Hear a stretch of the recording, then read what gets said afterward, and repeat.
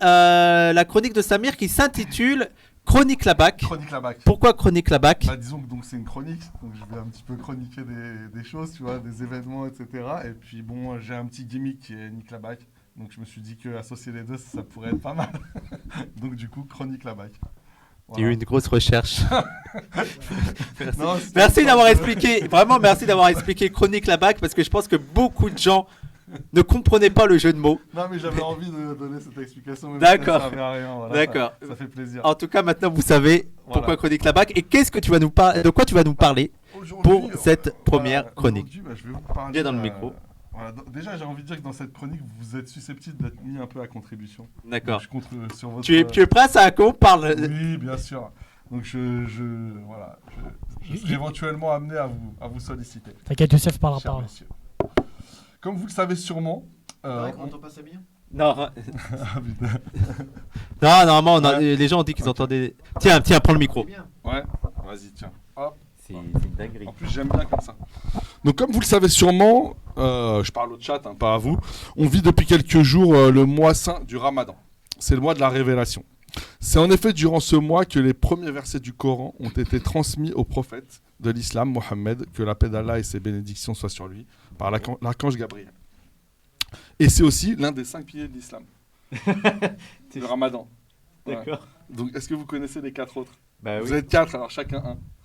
Avec pèlerinage, Profession de foi. Ouais, La zakat. zakat, j'ai dit le pèlerinage. le pèlerinage. Voilà, parfait. C'était Et juste. vous après alors C'était- LV1. Non, mais on monte progressivement. Donc, du coup, voilà, ça confirme que donc, PDH est un repère d'islamo-gauchiste. Donc, durant ce mois, les musulmanes et les musulmans du monde, Zarma inclusif, jeûnent entre le lever et le coucher du soleil. Et c'est également un mois de prière et de renforcement des liens familiaux. C'est un moment très attendu par les musulmans, mais pas que. Il y a aussi tous les autres qui attendent la fin du Ramadan pour nous gratter des gâteaux arabes. Est-ce que tu veux que je fasse Le prompteur? Ouais. Moi, si tu veux. Ouais. Ouais. Alors, pour ceux qui pratiquent l'islam et qui respectent le Ramadan, on sait qu'il faut gérer son alimentation, son sommeil, son humeur. Perso, c'est le plus dur. C'est le plus dur. C'est de gérer mon humeur, je sais pas pour vous, pour retirer le plus grand bénéfice de cette période. Et tout simplement, continuer à vivre le plus normalement possible. Une autre catégorie de personnes, les sportifs, pour eux, cette problématique se pose de manière encore plus forte, encore plus aiguë. Et tout particulièrement pour les sportifs de haut niveau, les pros, qui doivent s'entraîner quotidiennement, continuer à participer aux compétitions, tout en accomplissant leur jeûne. Tout ça en même temps, c'est chaud. Donc, Être sportif, respect- professionnel respect, et. respect à eux, Mais, à tous ceux Les qui... pilotes d'avion, etc. C'est incroyable. Voilà, mais là, on parle aujourd'hui des sportifs. Tu vas comprendre pourquoi. Ouais. Mais c'est une bonne... Non, mais ta remarque était tout à fait pertinente. C'est le cas, par exemple, des footballeurs, Youssef. Certains d'entre eux respectent le Ramadan, donc font le Ramadan, et doivent donc être vigilants pour rester performants tout en respectant leur foi. Le jour du match, si le match a lieu en soirée, les joueurs ont besoin de s'arrêter 1 ou 2 minutes pour, comme on dit, couper le Ramadan, couper le jeûne. C'est-à-dire interrompre leur jeûne. Souvent, il y a une tolérance de la part des équipes et des arbitres pour que les choses se passent dans de bonnes conditions. Ou même une totale indifférence, car il s'agit simplement de boire. Enfin, ouais, je pense que vous avez déjà vu ça, enfin, surtout pour ceux qui regardent le foot. Ouais. Voilà, ça, des fois, Pendant voilà, une le pause, mec voilà. il va sortir, on va lui jeter une date ou une bouteille d'eau, etc. Donc, ce qui arrive durant toute la rencontre à tous les acteurs du match, en fait, pas spécifiquement à ceux qui pratiquent. Il ne s'agit pas de réaliser une prière ou un rituel complexe, tu vois, comme c'est simplement reprendre son alimentation. C'est ça en fait, couper le jeûne. Je vous explique pas à vous, hein, j'explique à ceux. C'est à bien, ceux tu qui fais de la écoutent. pédagogie. Voilà. Tu fais de la Il pédagogie. y a aussi des petites techniques pour interrompre le jeu, comme le fait de simuler une blessure pour faire venir les soigneurs et donc s'alimenter et s'hydrater rapidement en scred, comme on dit, Alors attends, comme dirait l'autre. j'aime bien parce qu'il a mis les smileys aussi sur son truc, c'est-à-dire C'est-à-dire, tu me balances. Attendez, il s'est fait rire. Non, je pense que lui-même s'est fait rire. C'est-à-dire, en écrivant ça, Tu vois le manque de respect. Non mais t'as eu le manque de respect. Mais en respecte-moi. écrivant ça, il a dit. Mais non, mais c'est pour donner la tonalité. Ah, d'accord. Donc toi tu balances mes trucs. Donc maintenant j'ai le droit de balancer tes trucs. Vas-y, la prochaine t'as le fois. droit. D'accord. Bon, perso, non, tranquille, au contraire, t'es ouf. Bon, perso, je suis pas fan car je considère que les choses doivent se faire de manière franche et sans faux semblant. Tu vois, Ouais. je suis comme ça, moi je suis honnête. Tu vois, c'est... On se dit les choses. Voilà. En Italie et en Allemagne, il y a eu plusieurs témoignages de joueurs qui ont été autorisés à rompre le jeûne et cela n'a pas semblé provoquer la moindre polémique. En Angleterre, pays sûrement le plus progressiste en la matière, il y a encore une plus grande tolérance et les joueurs de première ligue sont autorisés à rompre le jeûne, donc c'est officiel. Je suis où? L'autorisation Voilà, de l'arbitre. avec l'autorisation des arbitres. Une première dans les grands championnats et une décision forte en Europe dans un contexte où les musulmans sont de plus en plus stigmatisés et discriminés. Par exemple, on a pu voir le stade de Chelsea organiser un iftar géant, tu vois, pour un petit peu justement voilà, accompagner ce mouvement d'intégration, quoi, tout simplement, en fait. Pour un exemple, je me rappelle pas, il y avait pas une Liverpool qui avait fait une chanson un peu sur mais Salah ça, en c'est- mode presque mais ça- converti à l'islam et tout. Les musulmans. Ouais, vraiment. Vraiment, ils sont plus ouverts sur ces Genre, si questions-là. j'étais musulman, je voudrais être comme ça, là. Ouais, des trucs comme ça et tout. Ouais. Et voilà, alors de la même manière que je suppose qu'ils font, ils fêtent Noël et d'autres fêtes, hein, je veux dire. Mais en tout cas, voilà, on peut dire que c'est assez, c'est assez iconoclaste, quoi, dans le paysage européen. Et en France, me direz-vous, Youssef, et en France, suspense. Comment ça se passe d'après Il a toi pas en de France micro, miskin. Prends le micro volant. En France, ça se passe très bien, pourquoi? Non, mais de ce point de vue-là, du point de vue de la tolérance, règle, de la tolérance. Oh, mais j'en suis sûr, ça se passe très bien, parce que la République aime ses enfants. Voilà. Enfin, celle qu'elle reconnaît comme ses enfants. J'en attendais pas moins de toi. Eh bien, une fois encore, la France, et en l'occurrence la Fédération française de football, s'est illustrée négativement, bien sûr. Et étant donné les antécédents de cette fédération, notamment sous la direction de Noël Le Graët, de sinistre mémoire, cela ne nous étonne pas plus que ça. Le Graët, donc l'ancien président, a dû récemment démissionner suite à l'audit mené au sein de la fédération, audit qui a mis au jour des pratiques plus que douteuses. Le document, l'audit, pointe des prises de position publiques déplacées. On se souvient de sa sortie sur Zidane, où il avait dit qu'il ne prendrait même pas Zidane au téléphone. Bon, il avait à peu près 2 Tout le grammes, monde l'était il avait à peu près 2 grammes dans le sang. Et le doc pointe également le comportement inapproprié. Il avait 2 grammes de sang dans l'alcool. Le doc pointe également le On l'a pas comportement entendu, c'est dommage. inapproprié vis-à-vis des femmes, notamment à travers des SMS ambigus pour certains et à caractère clairement sexuel pour d'autres. D'ailleurs, Morandini. Voilà. Normal. Morandini, voilà, jurisprudence Morandini, c'est bon, j'ai droit. Attends. Mais c'est bon, Donc t'as sans fini. parler des affaires plus anciennes concernant le racisme dans le football, on se souvient des quotas et autres réjouissances. Pour rappel, Noël Le Graët avait déclaré en 2020, je cite, c'est énorme, sur un match, il peut y avoir des écarts, mais on est à moins d'1% de difficulté aujourd'hui. Quand un black, Oh là je te jure, il là. a dit ça, C'est un blague. quand un black marque un but, tout le stade est debout. Le phénomène raciste dans le sport et dans le football en particulier n'existe pas ou peu. Parce que les gens se lèvent, parce qu'il y a un noir à marquer.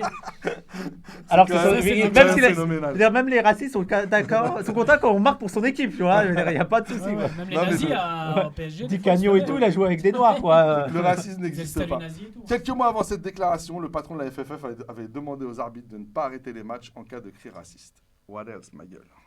Il y avait Paris Alors là, vraiment, c'est. Je fais le smiley. Il y avait... What else, ma gueule? Ah, Samir, il y avait Paris qui avait fait des fichiers spécifiques sur les blancs, sur les noirs, etc. où ils demandaient aussi des quotas par rapport à, par exemple, les noirs. Dans les. étaient considérés comme plus physiques, plus robustes, D'accord, etc. dans les centres de formation. Dans les centres de formation ouais. pour l'équipe professionnelle sous Laurent Blanc. là-bas. Voilà. Donc, pas mieux. Voilà. Donc, c'est sans surprise et malgré la nomination d'un nouveau président, Philippe Diallo. C'est un Renoir. Là, c'est. Ouais. Justement, j'avais une petite passe D à Wissam. Pas On de pourra en parler du débat sur la représentation ultérieurement, Wissam. qu'on apprend que la FFF a envoyé un mail à tous les arbitres et à tous les officiels pour leur signifier qu'ils ont interdiction d'interrompre les matchs pour permettre aux joueurs musulmans de rompre le jeûne. C'est vraiment interdiction, c'est-à-dire Voilà. il n'y a même pas. Interdiction. Des arbitres. C'est une circulaire, c'est une directive. Voilà. Voici une déclaration de Eric Borghini, président de la commission fédérale des arbitres. Il a été porté à la connaissance de la fédération des interruptions de matchs suite à la rupture du jeûne du Ramadan. Ça a été remonté, donc il y a eu de la poucave. non mais ça part d'une poucave. C'est pour ça qu'on est vraiment dans un contexte très Mais tennis. local. On va Mais dire. c'était dans les matchs. Alors match amateur. D'accord. justement, Mais attends, j'ai un un truc match que- amateur, j'ai- ils vont pas nous casser la tête. Si, si. Ces D'accord. interruptions ne respectent pas les dispositions des statuts de la FFF. L'idée qu'il y a un temps pour tout, un temps pour faire du sport, un temps pour pratiquer sa religion. Selon lui, la FFF a été informée qu'un certain nombre, écoutez bien, un certain nombre de rencontres de niveau amateur ont été arrêtées pour permettre aux joueurs pratiquant le jeûne de s'hydrater. Mais ici, c'est. Qui s'arrêtent pour s'hydrater? Ah, bien sûr, normalement, ils boivent pas, ils mangent pas, Voilà. Il meurt. peuvent courir. Il Ça, meurt. c'est le premier point. Et en plus, le second Ils point, butent et ils courent. je suis le football amateur assez régulièrement et voilà, ça me paraît plus qu'étonnant puisque la quasi-totalité des matchs amateurs ne se déroulent pas le soir. Oui, c'est ce que je me disais. Je me disais, mais quel Ils ont match lieu en après-midi Le ou micro. en début de soirée. Donc déjà, C'est c'est chelou. bancal leur Il y a truc. Anguille sous roche. Il y a anguille sous roche, il y a pas un baleine synonyme. Voilà. Il y a baleine sous. Il y a baleine sous pierre. Il y a baleine sous Ah, rocher. c'est baf, ça va. Surtout comment tu différencies Donc, la personne qui rompt son jeûne. Donc par définition, on n'a pas à couper le jeûne en journée. Il y a très peu de matchs concernés au final. Et même dans le milieu professionnel, je veux dire, ça va concerner que quelques matchs, que quelques joueurs. On parle d'un phénomène assez, je veux dire, restreint dans le... Didier Digard, l'entraîneur de Nice, interrogé à ce sujet en conférence. Parce qu'il y a eu des réactions, d'accord, suite Je suis donc, sûr. à cette Alors, je peux décision. faire une précision. Ouais. Je suis sûr, c'est un musulman caché, Didier Digard. Ça se voit. Sa barbe et tout, c'est un musulman caché blanc qui s'est converti à l'islam. Ouais, mais tu vas voir que sa position, elle Ouais. est chelou. Ouais, elle est chelou. Donc, bien sûr, il y a eu des réactions. Donc, il y a eu ces deux qui m'ont intéressé. Bon, Didier Digard, donc l'entraîneur de Nice. On connaît l'Angleterre. On sait qu'ils sont plus ouverts que nous sur le sujet et ça a toujours été. Ça serait bien que la France le fasse, mais ça ne me pose pas de souci. Ça ne pose de souci à personne qu'il ne le fasse pas. Sous-entendu, autorisé à couper le jeûne. Pas très courageux le Didier sur ce coup-là. C'est-à-dire que en fait, ce qu'il dit, alors Pour l'autre, peut-être c'est que, je sais pas si j'ai bien transcrit ça, Ouais. mais en Moi, gros, je vois pas. c'est dire, en fait, attends, parce qu'il ajoute quelque chose après. Ouais.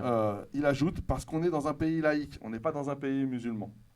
Il faut accepter le pays dans lequel on vit. Voilà, lui en gros, tu vois, Ouais, je vois. tu vois, à Nice, de nombreux joueurs de confession musulmane font le ramadan, selon Digard, cela ne pose aucun problème. Donc, si tu veux, il est un peu macroniste, quoi. C'est-à-dire que ça ne le dérange pas qu'il y ait des mecs qui fassent le ramadan, mais en même temps, Si on l'interdit s'il y a pas, une règle, bah faut la respecter. Tu vois, c'est-à-dire, il Digne se mouille pas. Digne a réagi. Mais attends, mais Néné Digne. 42. Attends. Lucas Digne. Néné 42, c'est pas mon frère? Est-ce que c'est toi? Je veux dire, ça serait chelou qu'il y ait mon frère sur Ouais, il y a eu beaucoup de réactions, mais ces deux-là m'intéressaient. Et c'est surtout, voilà, donc, bon, on va dire, Digard, il avait une réaction, on va dire, un peu mitigée. Et il y a surtout celle d'Antoine Camboiré qui a beaucoup attiré l'attention ce week-end.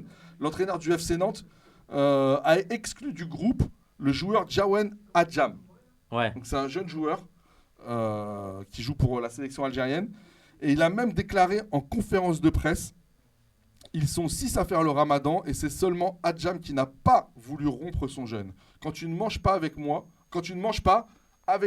bah, tu n'es pas dans le groupe, tu n'es pas sélectionné.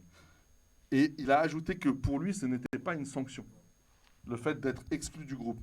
Mais MDR, Antoine, depuis quand être exclu du groupe, ce n'est pas une sanction? Dans les faits, tu empêches, Antoine, un joueur d'exercer sa profession de footballeur. Donc, tu l'as sanctionné. Pas toi, Antoine, pas après tout ce que tu as fait. Vraiment, non, mais moi, je l'aimais bien, Antoine. Ah ouais? Ouais, moi, je l'aimais bien. Je veux dire, et là, franchement, ça m'a déçu, tu vois. Et Camboiré, en plus, il utilise l'argument sportif, qui est totalement discutable. On va le voir juste après. Parce que voilà, en gros, c'est la théorie, ça serait de dire que ça amoindrit les performances, les capacités, tout ça. Mais on est en droit de penser que ce sont des ressorts beaucoup plus politiques qui sont en œuvre. Sache-le. Il y Des a un bon ressorts pointage secrets. de doigts, il Ouais. était préparé lui. Oui, on peut légitimement penser que c'est un climat global d'islamophobie qui règne depuis de trop nombreuses années en France, qui façonne lentement les esprits. de telle sorte que les manifestations, même les plus dérisoires, comme le fait de boire un peu d'eau pour rompre un jeûne, soient vécues comme une offensive islamiste. Aviez-vous entendu de ce sujet il y a 20 ans, franchement, le ramadan dans le football? Ouais, mais. Pour eux, ça va être la preuve de l'islamisation qu'on en parle maintenant. Mais il y avait déjà des joueurs, plein de joueurs. Oui, bah oui, musulmans. oui, je suis d'accord. Je crois que cela relève d'un agenda politique qui ne m'appartient pas d'analyser car je n'ai pas le niveau. Ah mais non, mais c'est Samir qui dit ça. C'est bientôt fini. L'ironie du sort, c'est que de nombreux joueurs musulmans se sont illustrés dans les plus grands championnats d'Europe ce week-end. Des buts, des passes, des gestes défensifs, en veux-tu, en voilà. Le 9. Karim Benzema a mis un triplé en 7 minutes alors qu'il était dans son jeûne du Ramadan. Omar S'il Ben. ne jeûnait pas. Et c'est S'il comme. n'avait pas jeûné, il aurait mis 14 buts. Donc pas sûr que ce soit un handicap finalement. Omar Bendera En a arrêté tout un cas- penalty.